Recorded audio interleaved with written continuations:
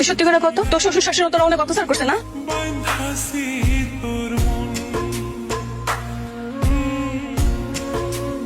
আমি মুখ কামড়ে ছাড়ব না, আমি মুখ কামড়ে ছাড়ব না আব্বা। খুশি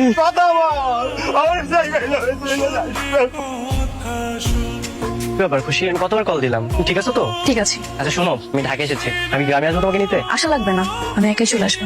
আব্বা, খুশি যে মারা গেছে এই খবর ওর শ্বশুর বাড়ি কাউরে জানাইব না। অসুস্থ হাঁপানি এরকম বউ মেয়েতে কি করে সংসার করে খাবি? তুমি একাই চলে এলে? হ্যাঁ, একাই চলে আসলাম। তোমাদের সবার কথা খুব মনে পড়ছিল, তাই তো একাই চলে আসছি। ঠিক করেছিল শাশুড়ি আম্মা? খুব ভালো করেছে বৌমা। আমি একটা মানত করেছি, আর যতদিন এই মানত থাকবে তুমি আমার কাছ থেকে একটু দূরে দূরে থাকবে। কিসের মানুষ? এই যে আমাদের সংসার, আমাদের ভালো মন্দ সবকিছুর জন্য একটা মানত করেছে। আচ্ছা ঠিক আছে। কি এমন ঘোড়া টিভি ওষুধ দিছিলি যে তুই থাকতে না থাকতে বাড়ি থেকে সুস্থ করে সুস্থ হয়ে বাসা চলে আসলো? আরে আমি ওষুধ তো দিছিলাম, মরে তো যাওয়ার কথা ছিল, কিন্তু মরবে কিভাবে?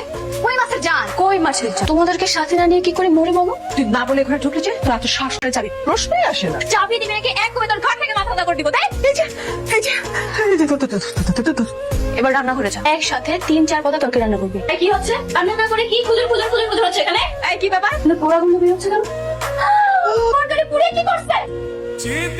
বালতির পানি এত কালো কেন? কি দুর্গন্ধ।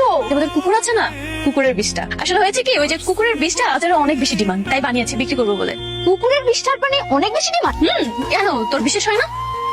ওকে, তাহলে তুই এক কাজ কর, তুই এটার গন্ধে শুক। আহা না, কেন শুকে দেখ না, অন্যরকম শুক।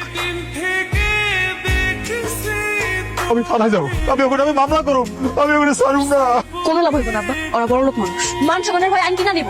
ওপর আমি তিলে তিলে মারবো। আমার বোনের যে কষ্ট দিয়ে মারছে, এটা 3 ডাবল কষ্ট দিয়ে আমিও করে মারবো। আমি জানি তুমি খুশি না, তুমি হাসি। আমি তোমাদের গ্রামে গিয়েছি, তোমার বাবা সবকিছু আমাকে খুলে বলেছে। আমি আসার সময় আমি থানার মধ্যে নামে কেস করে এসেছি। কেস করে কি হবে? কাল তো ঠিকই ছাড়া পেয়ে যাবে। তার থেকে ভালো আমি